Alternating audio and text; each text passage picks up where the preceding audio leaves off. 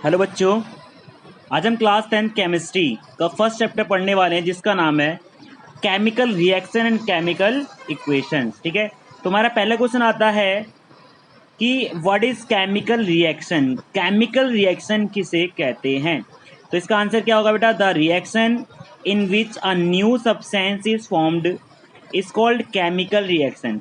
ऐसी रिएक्शन जिसमें कोई न्यू सब्सटेंस फॉर्म्ड होते हैं उसे केमिकल रिएक्शन कहा जाता है। एग्जाम्पल देखिए, कर्ड फ्रॉम मिल्क। देखो, मिल्क से क्या बनता है बेटा? कर्ड बनता है।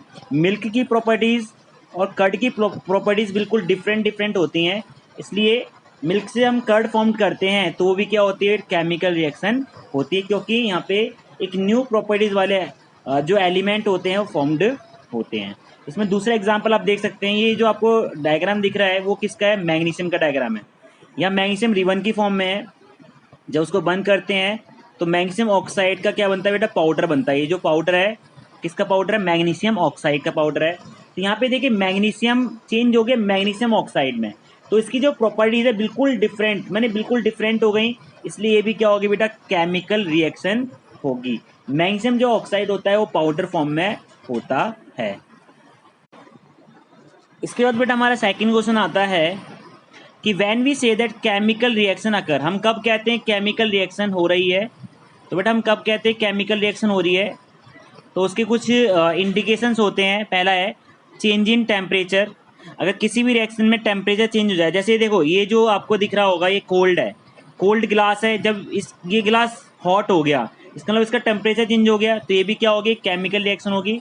चेंज इन कलर, किसी भी रिएक्शन में अगर कलर चेंज होता है तब भी हम कहते हैं केमिकल रिएक्शन हो रही है। जैसे आपको देखिए ये जो फिजी है इसका कलर पहले नीचे पिंक कलर का है, ऊपर ये ब्राउन कलर का हो जाता है, इसका मतलब क्या है कि केमिकल रिएक्शन इसमें हो रही है।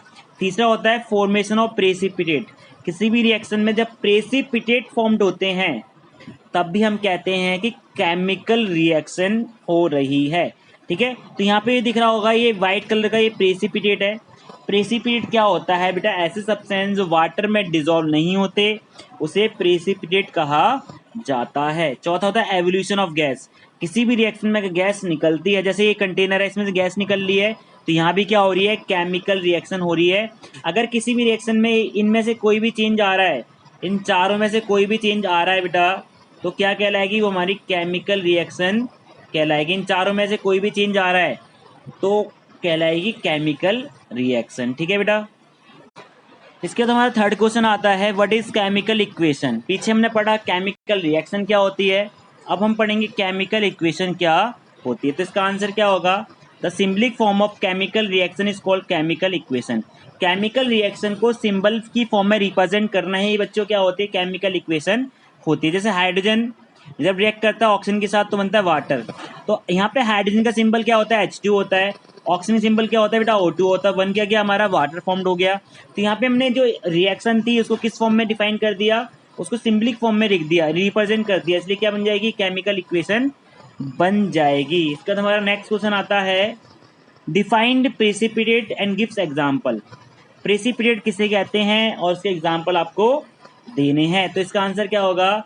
The substance which does not dissolve in water is called precipitate. ऐसे सब्सटेंस जो वाटर में डिजोल्व नहीं होते उसे प्रेसिपिटेट कहा जाता है। ठीक है बेटा। इसके बाद आपका देखो देख सकते हैं यहाँ पे एग्जाम्पल में बेरियम सल्फेट वाइट कलर का प्रेसिपिटेट होता है और पोटेशियम आयोडाइड ये येलो कलर का प्रेसिपिटेट होता है। इनमें से कोई से भी वाटर में डिजोल्व नहीं होते।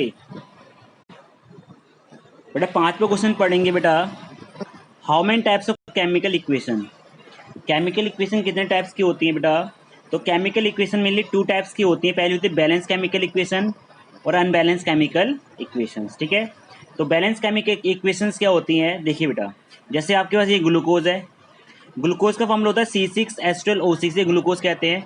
जब रिएक्शन करता है ऑक्सीजन के साथ तो बनता है कार्बन डाइऑक्साइड वाटर। तो यहाँ पे जितने भी आप देखोगे कि ये जो है बेटा रिएक्टेंट है और जो ये फॉर्म्ड हुआ न्यू सबसे प्रोडक्ट होता है। तो यहाँ पे रिएक्टेंट का टोटल मास और प्रोडक्ट का जो टोटल मास होता है वो इक्वल होता है। ऐसी इक्वेशन को कहते हैं बैलेंस केमिकल इक्वेशन। और अनबैलेंस केमिकल इक्वेशन क्या होती है? जहाँ पे रिएक्टेंट का टोटल मास और प्रोडक्ट का टोटल मास इक्वल नहीं होते, उसे अनबैलेंस केमिकल इक्वेशन कहा जाता है। देखिए यहाँ पे ये जो इक्वेशन है ये अनबैलेंस होगी। मैग्नीशियम जब रिएक्शन करता है ऑक्सीजन के तो बनता है मैग्नीशियम ऑक्साइड। यहाँ मैग्नीशियम का एक एटम है, यहाँ पे भी एक एटम है, यहाँ ऑक्सीजन के 2 एटम है, यहाँ ऑक्सीजन का एक एटम, तो ये इक्वल नहीं है क्योंकि यहाँ पे mass of reactant does not equal to mass of product, इसलिए क्या होगी, ये इक्वेशन बैलेंस्ड नहीं होगी।